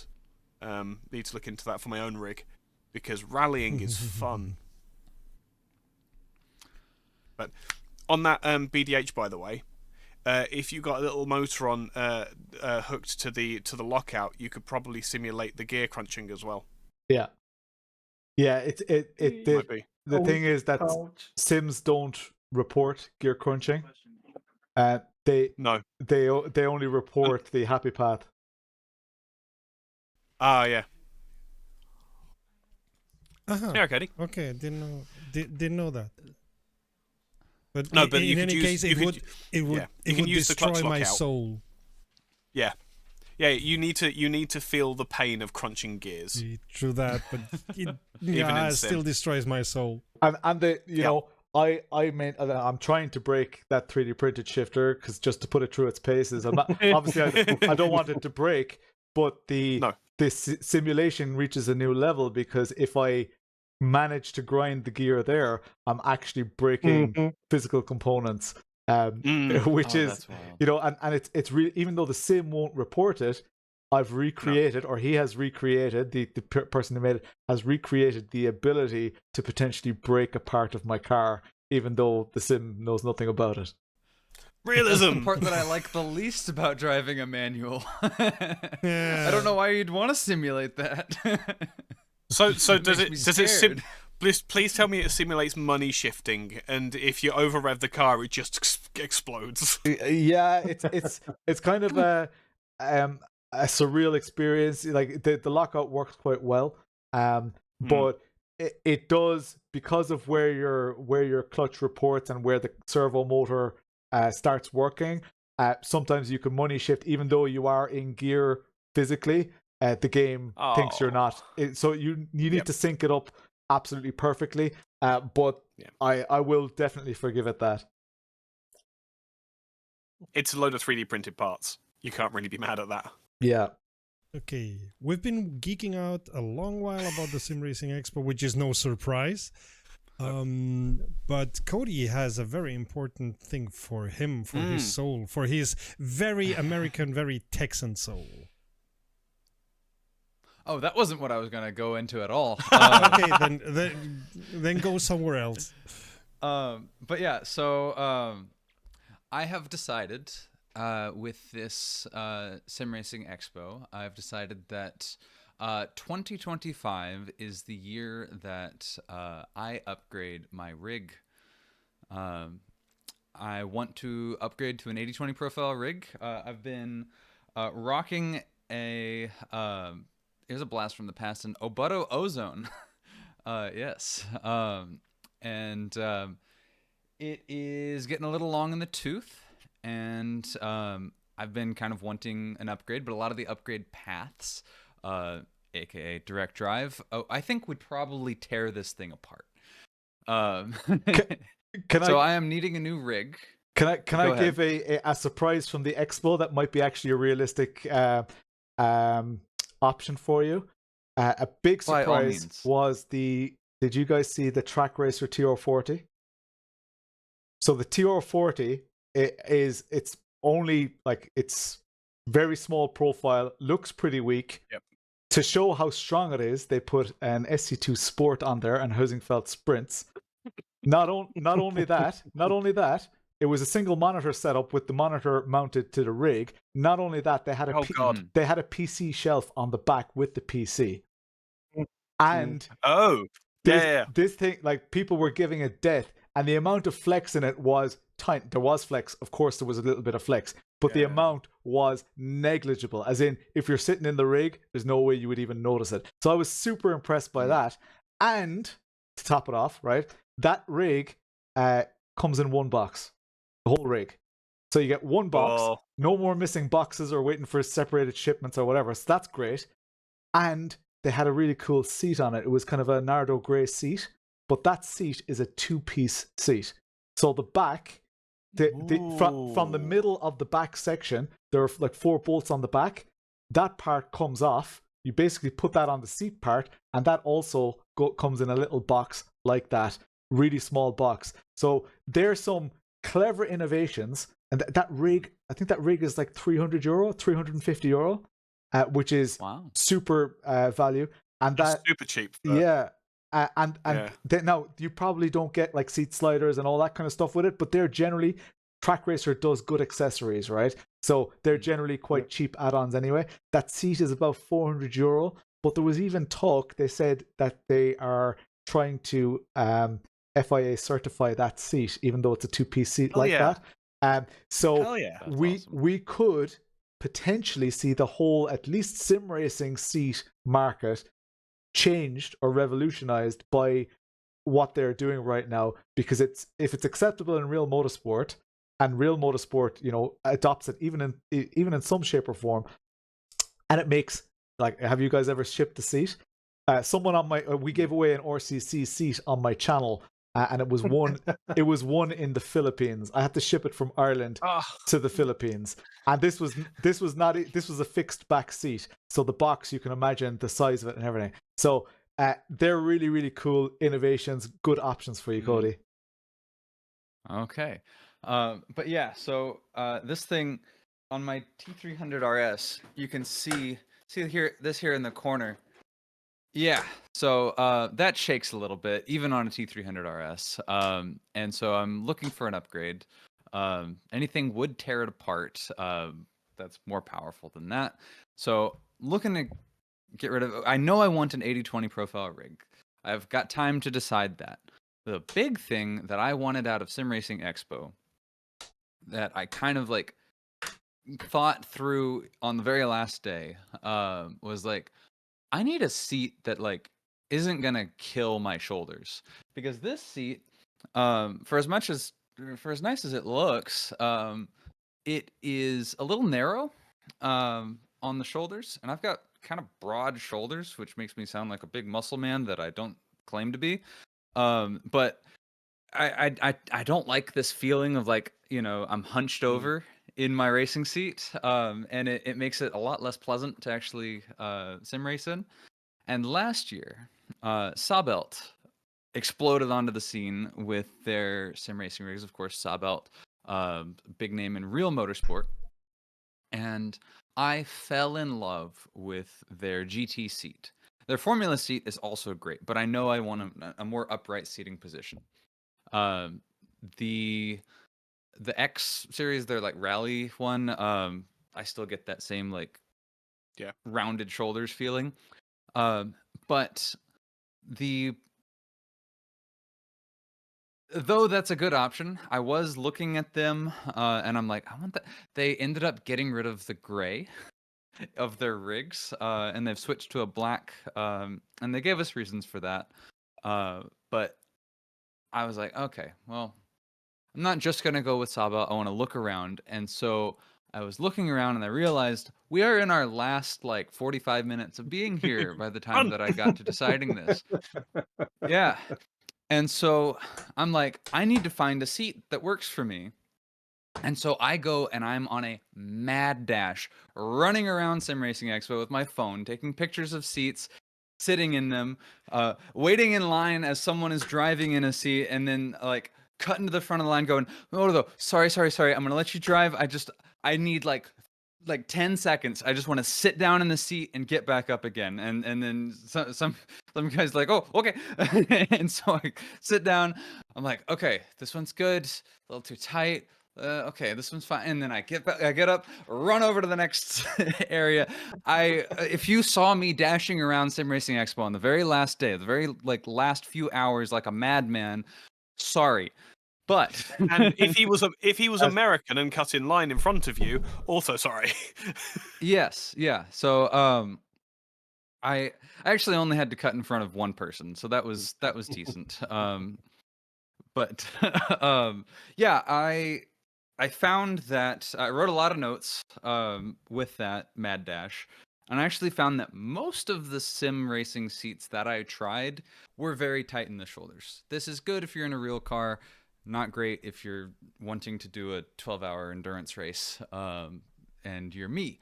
But I did find that, interestingly enough, Sparco's GT seat and Sparco's Formula seat and Sabelt's GT seat were the best ones. So the real-life motorsport manufacturers knew to design enough shoulder width.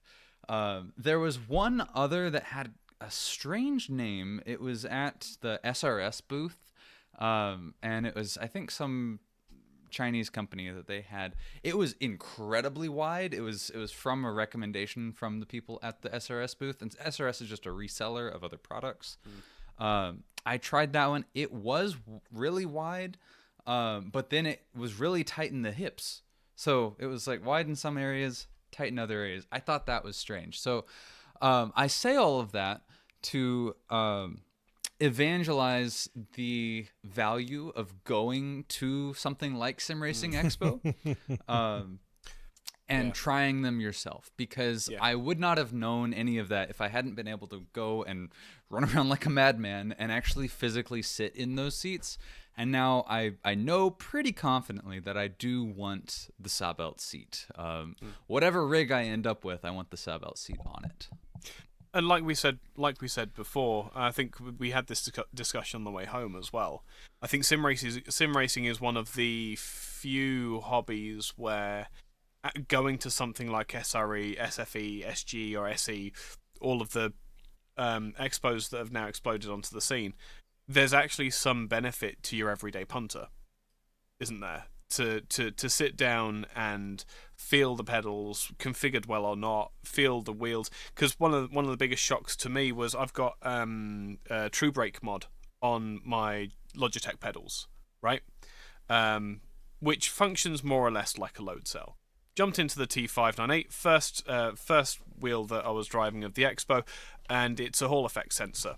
So I pushed the brake as hard as I thought I needed to push it, and was just like, oh wait, recalibrate your brake. So there's sim racing, like nothing else, benefits from actually going to a sim expo and sitting down in a rig before you make any actual decisions. Like you said, Laurence, a lot of people will have bought sight unseen, and they won't have felt the wheelbases and the pedals and that sort of thing, and they'll make the decision that this is the best on the market without actually knowing what the best on the market is.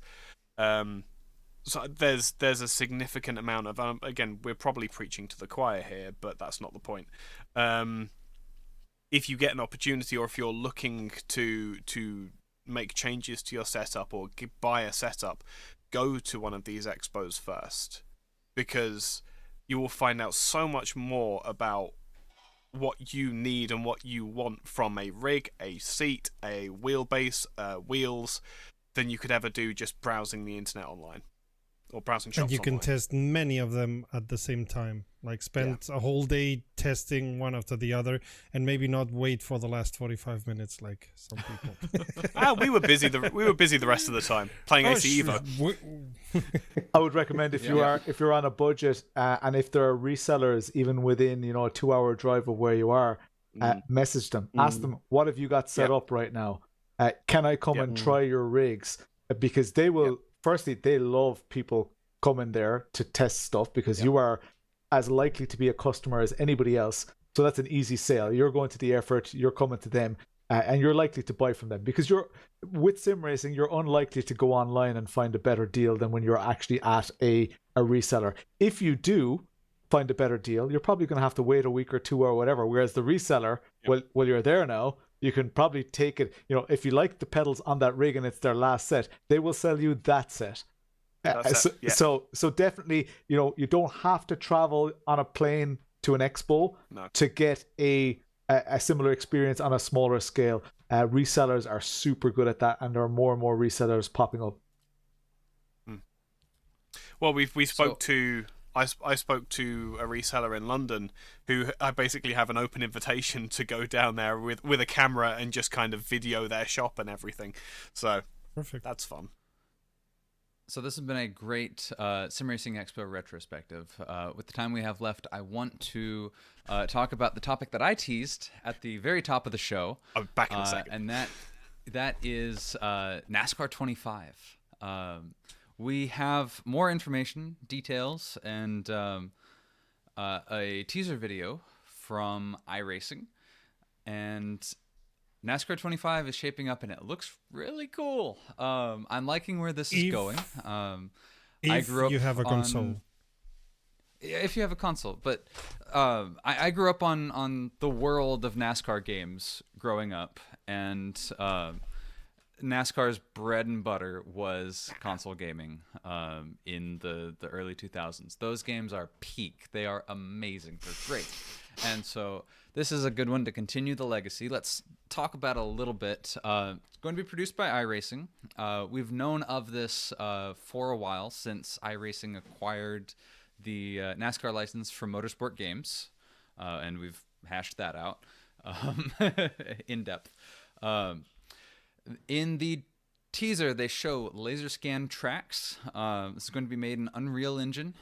The models for the cars look really good, really detailed, really in-depth. It is, as mentioned, most likely going to be console only.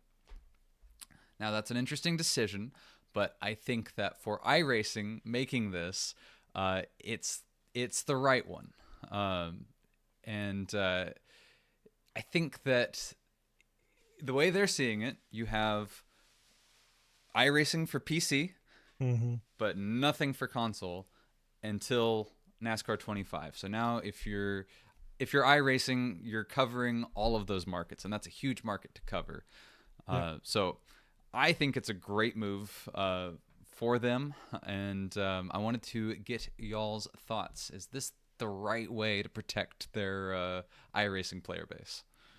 I suppose so, because of course, if they would have brought NASCAR 25 for PC, some or a lot of their iRacing drivers would have gone to NASCAR 25 and maybe even have forgotten the sunken money fallacy that keeps them on iRacing, because there's a lot of NASCAR players there. There's a lot of Oval. Oval is something that iRacing is incredibly famous for, and there's a lot of NASCAR players there. So doing it console only keeps their walled iRacing garden protected while getting new people interested in sim racing.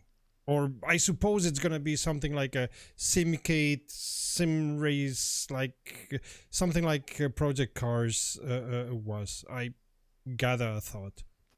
I wouldn't be surprised if it is like the one of the first times that we see proper simulation on console, though.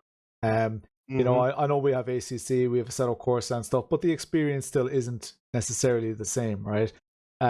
Why is iRacing doing this? Like, well, they know how successful all NASCAR stuff is in iRacing, but there is, and I don't think it's necessarily a console versus PC thing. There is the cohort of people who say, all I want to do is ovals. Why am I paying for, you know, Spa and all these places? I don't care about all that.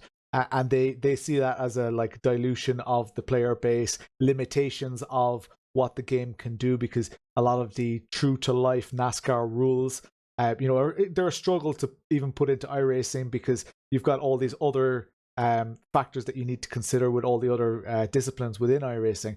So I think from an esports point of view, I think it's a great move, because anybody who's organizing an esports event would much rather plug in a console than set up a PC at any of these events. So I think we're going to see more do similar. I think we might see similar even from Kunos with just the esports branch of they're going to.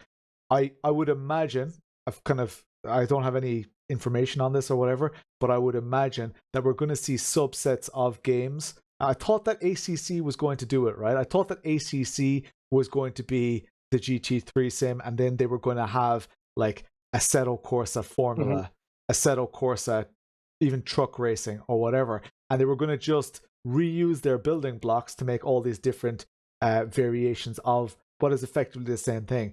I think iRacing is doing the first big bold move when it comes to that, and they're attacking or they're targeting a very lucrative and passionate market in an area that that's their bread and butter, right? They know the market. It's mainly US.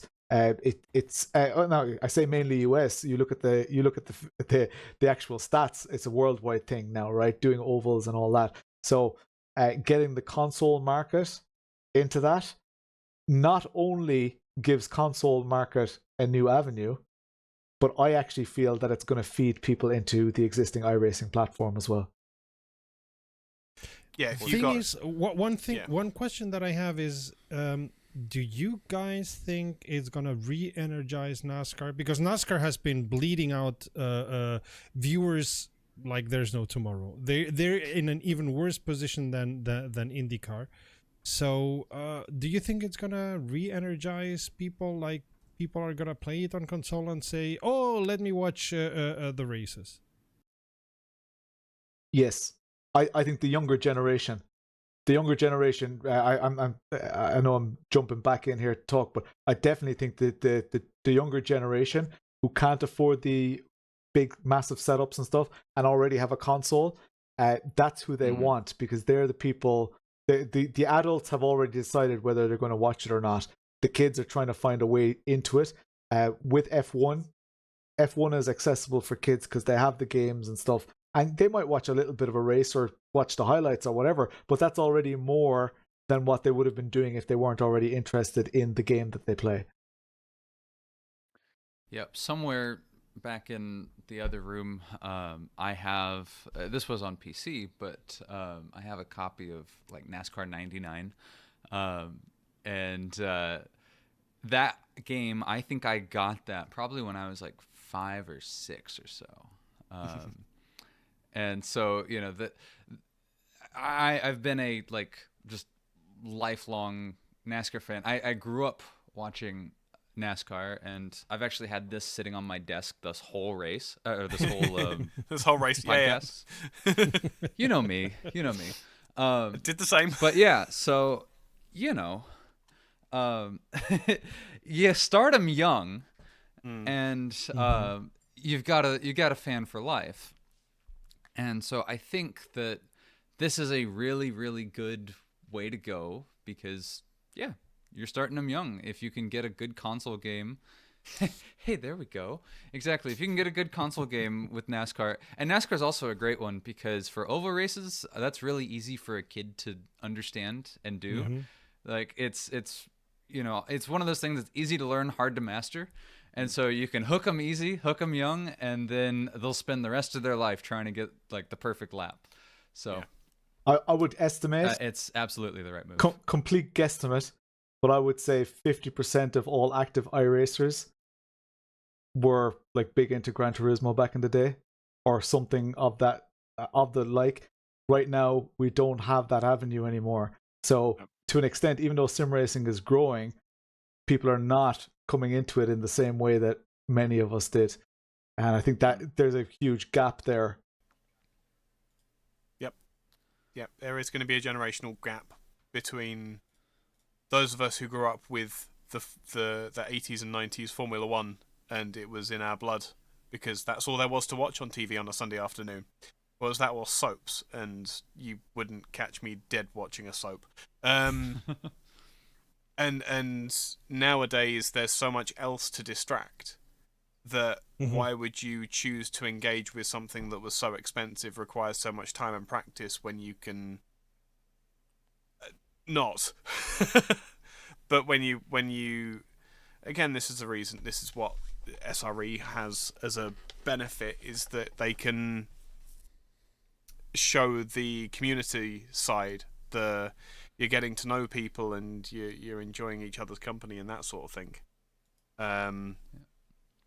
I've literally just had a friend message me and say, "Hey, I've got a wheel for this price. Should I get it?" Yes, is the answer. Yeah, it's there's so much more community that people don't understand and don't get until you've tried it, until you've been there and you've sampled it and you know how good it can be.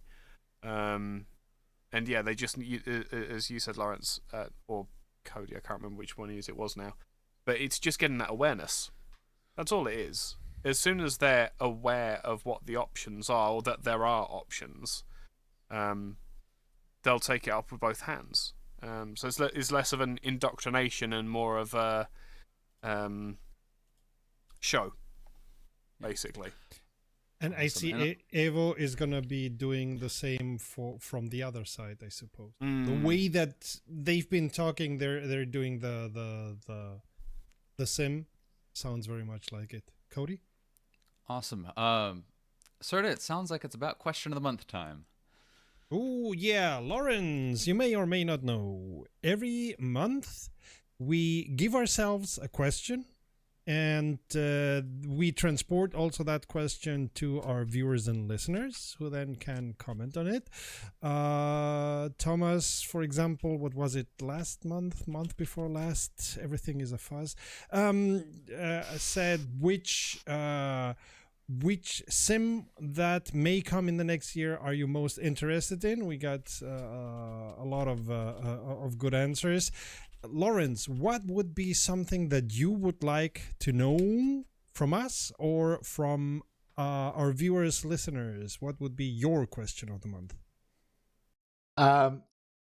Did upgrading your hardware make you faster, or did it make you play more?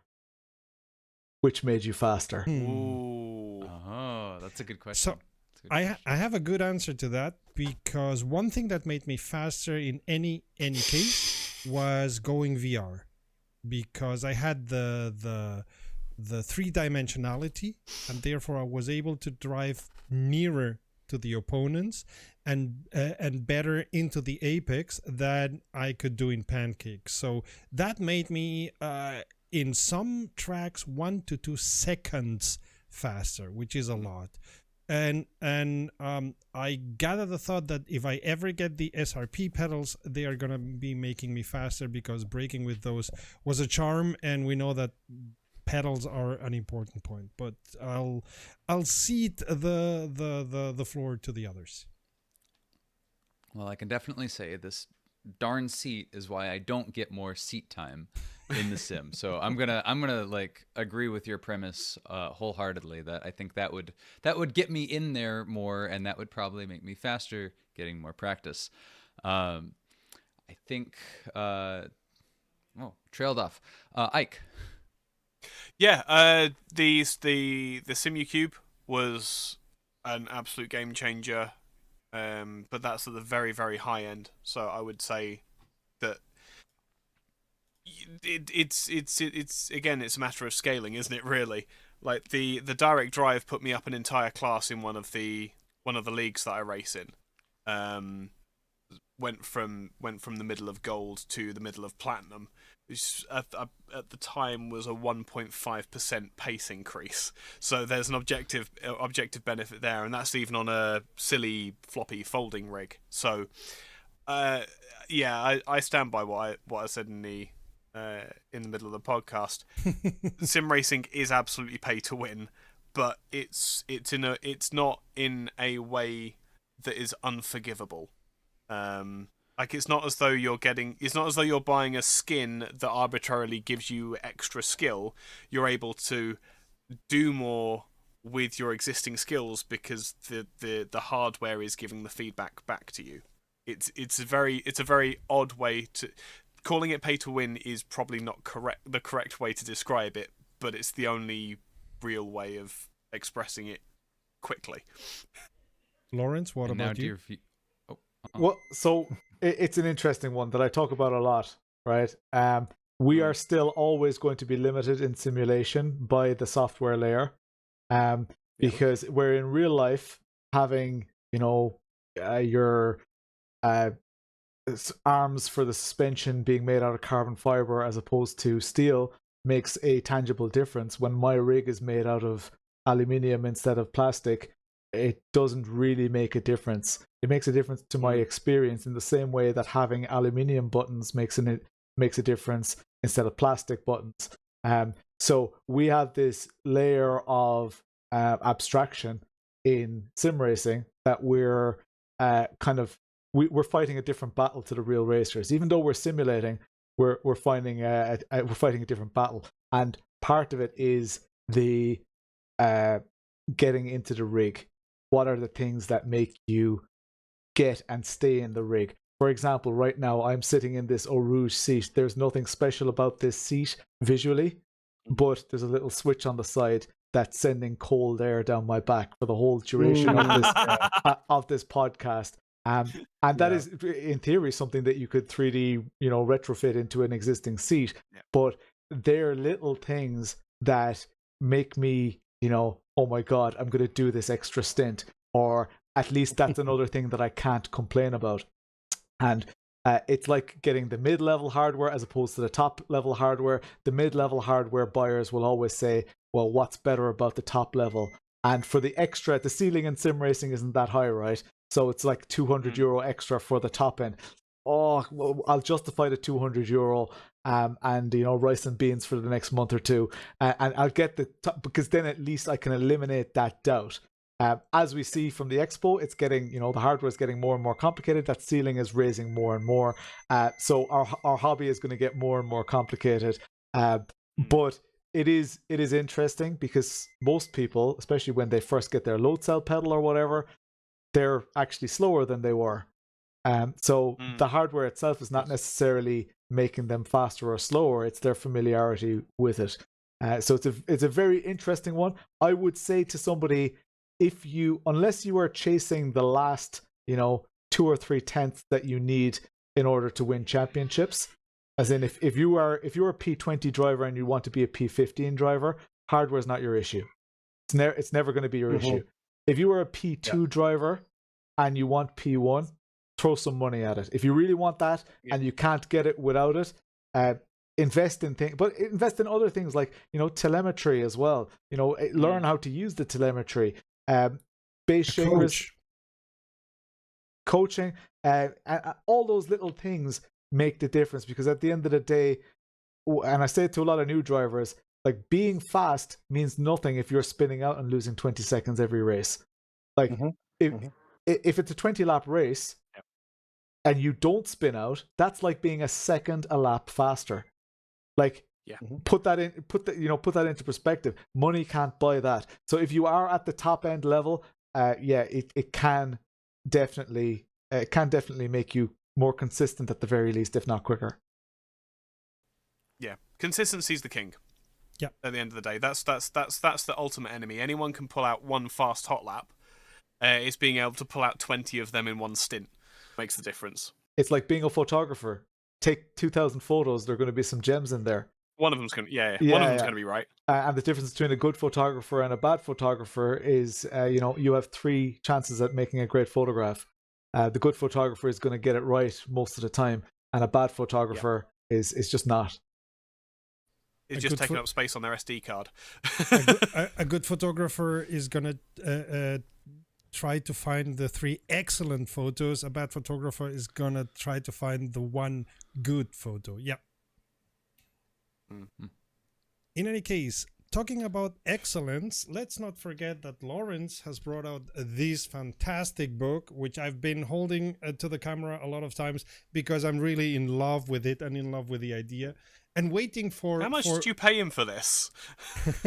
A book. He just gave it to me and signed it. Hashtag not sponsored. Yeah. And I donated 10% of the book that I gave to you to Make-A-Wish. Oh, that's sweet of you. So I'm waiting for part 2 where W is for Rom will be a part of the text. But in any case, it's a fantastic book. Go out and buy it if you have any kids of reading age or that you read. By the way, Laurence, I didn't tell you that. I was talking to one of the communities that I talked to on Discord, and I talked about your book and said, if any of you has kids, and one of them said, well, I don't, but I have nephews that are at that age. And he went and bought 2 of the books for the nephews. So nephews, nieces. Nieces and nephews are even better because then you don't have to shoulder the financial burden for getting them into sim racing. So if you have any kids around you that are at that age, go and get that book. Cody. Yeah, that's what I was gonna say. Give it to your favorite children in your life, be they your children or other like children in your family or your least favorite sibling. Well, I was also gonna say, like, give it to your like least favorite parents as well, so you'll get their kids into sim racing, and then you can make them like have to pay for a bunch of sim racing equipment. So it works both ways. Thanks so much for the support as well. It's been great. Thank you so much. It's worth it. The book is, every page is absolutely worth it. Thank you for accepting our invitation to the podcast. We love to talk shop with other sim racers, or as it was with Marcel about software and whatnot. So we try to make it to not cook our own soup and to get always somebody here who we cook the soup with because it's more tasty. Thank you very much for accepting our invitation. Thank you very much for this wonderful talk. And to everybody else out there, save fuel, collect pickup, and we'll see each other at the podium. Bye. Bye.